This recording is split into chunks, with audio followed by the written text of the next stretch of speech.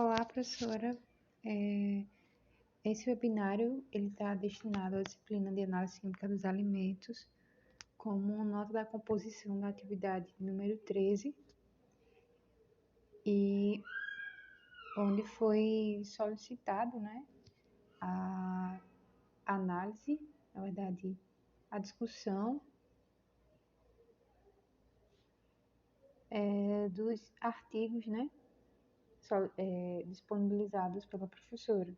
Então, como solicitado, esse webinário ele tem como finalidade,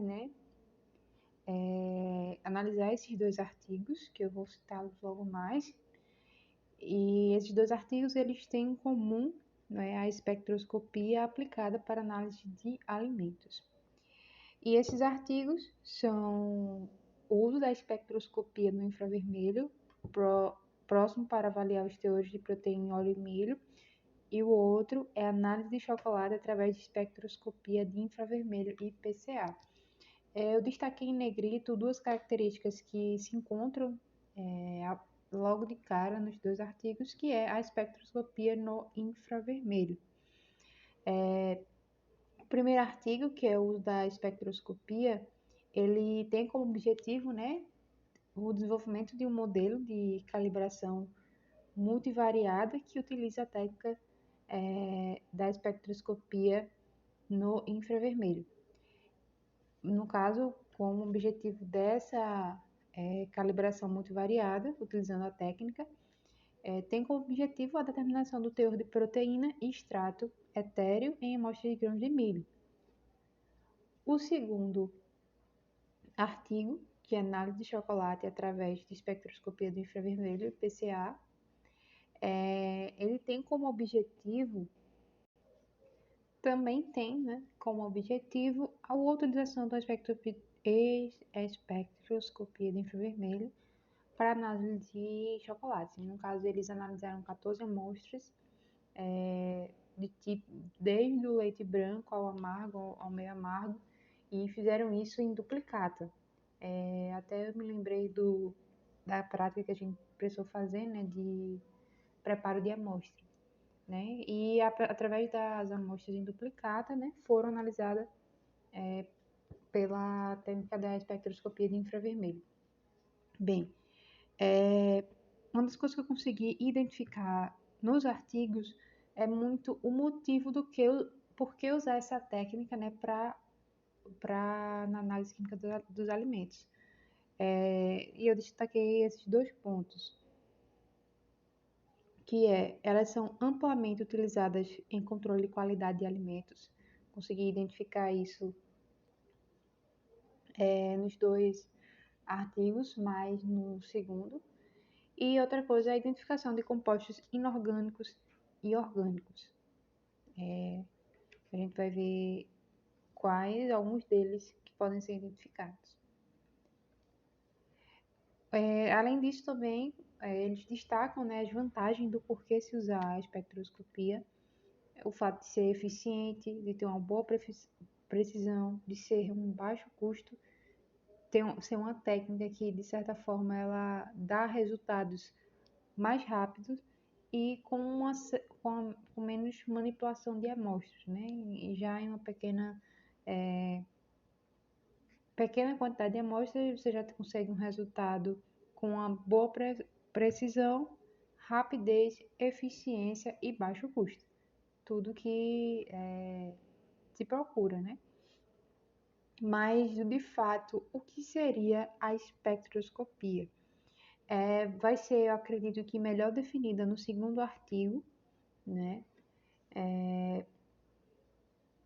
que é a análise de chocolate, pela espectroscopia e PCA. E eles descrevem bem o que seria a espectroscopia, Falam, no caso que é o estudo, da interação entre a radiação eletromagnética com átomos e moléculas.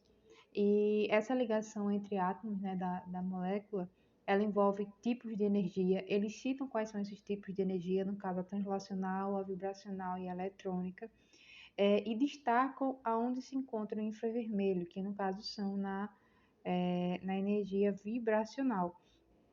Então, eu achei interessante porque além deles trazerem a técnica, eles falam o porquê da técnica, né? E, e dizem também o que é a técnica, no caso a espectroscopia. E além disso, opa, já pulei aqui.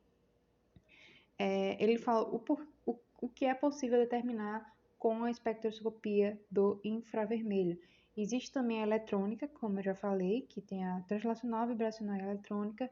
A vibracional está aí entre o comprimento de onda do infravermelho e a eletrônica situada na região do ultravioleta. Na espectroscopia do infravermelho, o autor ele destaca que é possível determinar composições físico-químicas das amostras e parâmetros de interesse, como gordura, proteínas, umidade, extrato seco e cinzas.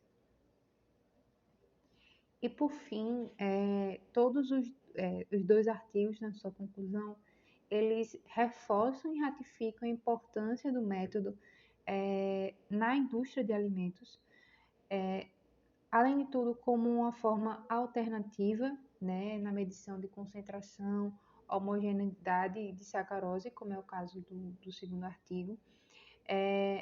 No primeiro artigo, eles destacam que a técnica, ela associada, no caso do primeiro artigo, à calibração muito variada, ela possibilita, sim, um desenvolvimento rápido, não destrói análise na questão de proteínas e óleos em grãos de milho, e, assim, reforçam, né, a questão do método para análise química dos alimentos. E, além de ressaltar a importância do método, comentar sobre métodos, eles fazem um detalhamento de como foi realizado a análise, né? No caso dos grãos de milho, eles foram secos a uma temperatura específica de 65 graus Celsius. Em seguida, foram triturados em moinho de facas, eles citam o tipo, utilizado peneiras, também citam o milímetro da peneira, que é de 2 milímetros. E em seguida, os espectros das amostras foram obtidos e fala também sobre a questão de calibração do equipamento, o padrão utilizado, que é o SpectraLon, e os espectros das amostras foram obtidos, no caso de 4.000 a 10.000 centímetros a menos 1.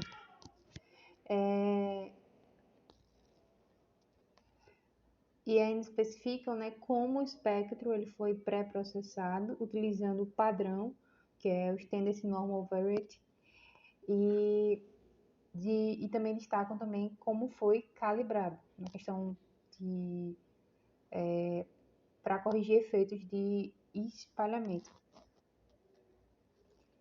Eu achei interessante também na questão do segundo artigo, no preparo da amostra, eles fazem aquele que a professora chamou, né, de quarteamento. As amostras, eles falam na questão do preparo delas, né, que elas foram guardadas em ambiente seco, temperatura ambiente, e foram removidos pedaços pequenos de extremidades, de lados opostos, para verificar a homogeneidade da amostra. Os pedaços foram colocados na superfície e pressionados contra o cristal. Então, a gente pode ver também, dentro desses artigos, conteúdos característicos da disciplina da análise clínica dos alimentos, até porque eles foram voltados, né, para a disciplina. E tem bastante daquilo que a gente já viu no decorrer desta disciplina. Então, de forma geral, eu consegui entender a importância da espectroscopia, como ela pode ser utilizada para identificação de diversos tipos de componentes na indústria química dos alimentos, não apenas na identificação, mas no preparo, não no preparo, mas além da identificação, né, ela contribui muito, como eu já falei, lá nas vantagens,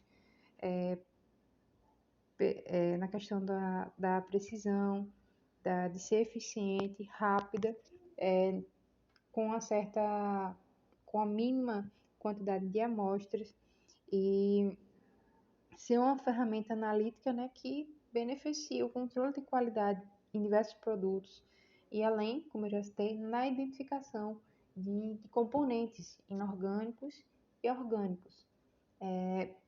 Só, na verdade, eu só reforcei aquilo que os artigos já trouxeram, né, as contribuições e a validez que esse método ele tem, além de ser um método podendo ser considerado alternativo e eficiente. Tá? Então, eu acredito que essas foram as minhas, a minha visão, né, dos artigos. Espero que tenha cumprido o propósito que eu me propus e até uma próxima, professor.